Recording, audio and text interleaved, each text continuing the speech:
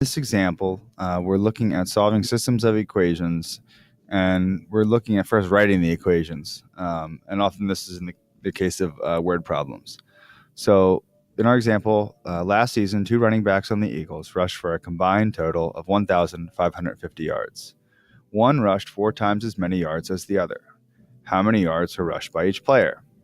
Well, in this example, we're going to first write a let statement. So we're going to let X equal player 1. So let X equal player 1. And since one rushed 4 times as many yards as the other, we're going to let player 1 be our star player who rushes more than the other. And we're going to let Y equal player 2. Okay, so let's start by writing a system. We know that both running backs combined for a total of 1,550 yards. And when we do many of these problems, you want to look for a total. You want to look for some value in the problem that represents a sum or total.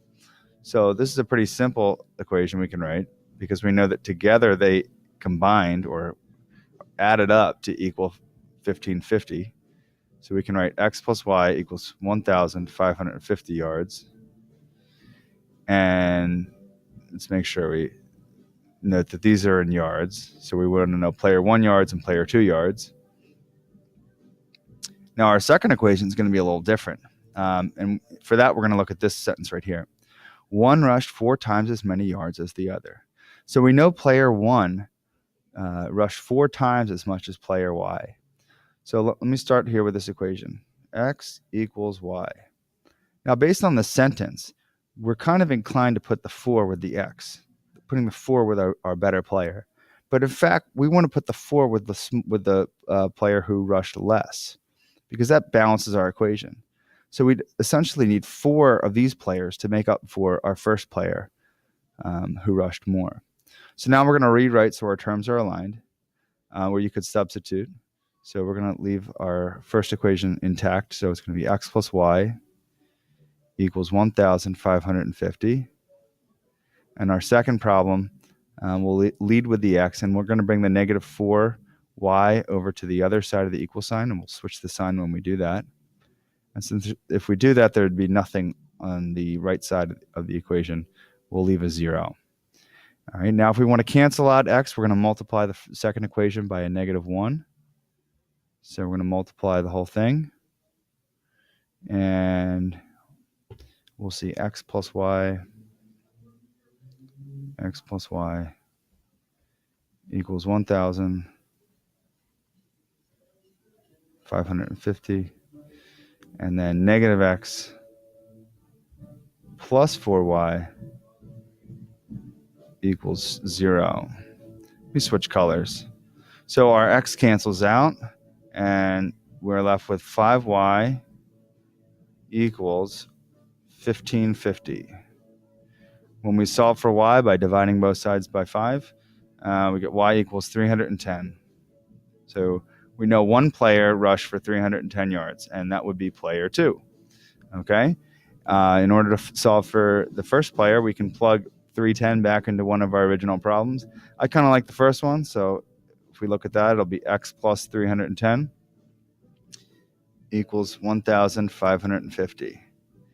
And when we solve for X by subtracting 310 from both sides, we get X equals 1,240. So when we write our solution, it'll look like this. Player 1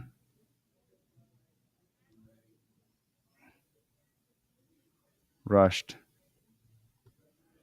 for 1,240 yards, and player 2 rushed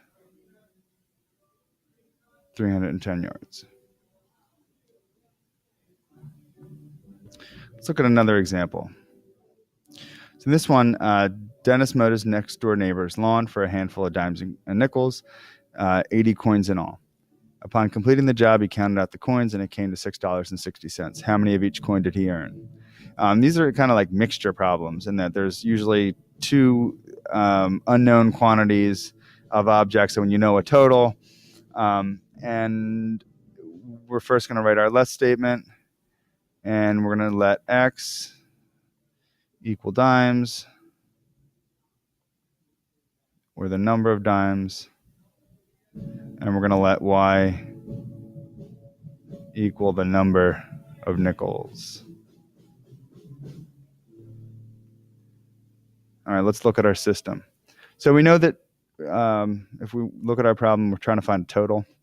And I see kind of two totals. I see 80, and I also see $6.60 as a total. So if we think about 80 coins in all, and x and y being the number of dimes and the number of nickels, we know that they have to have a combined quantity of 80.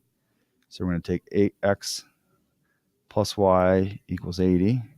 That's our first equation.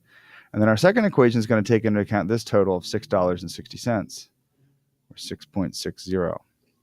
Now, in order to have a dollar amount here, we need to take into account the value of a dime in our equation. So since a dime is 10 cents, or $0.10, we're going to put that as a coefficient for x. And then we're going to put the coefficient 0.05 for nickels, or for y. Oops. Let me just rewrite that and move it over. So 0.05 y equals 6.6. Now everything's lined up, so we don't necessarily need to do this step here, but we do need to figure out a way to eliminate this. So if we are trying to eliminate x first, we can multiply the equation by negative 0.10. So we multiply the whole thing by negative 1/10. It'll look like this. Negative 0.10x minus 0.10y equals negative 8. And we're just going to bring down the second equation.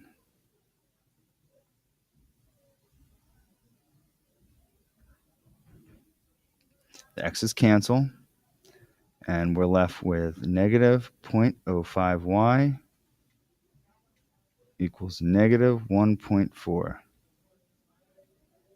When we divide both sides by that coefficient of negative 0.05, we found out that y equals 28. So out of 80 coins, 28 of them are nickels. We're going to substitute back in. So we'll go back to our first equation, x plus y equals 80. And it looks like this. X plus 28 equals 80. When we do that and solve for x, we know x equals 52. So we can say that he has, or Dennis has 28 nickels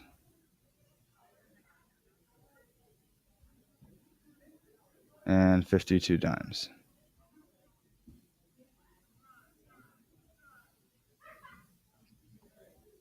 And there we go.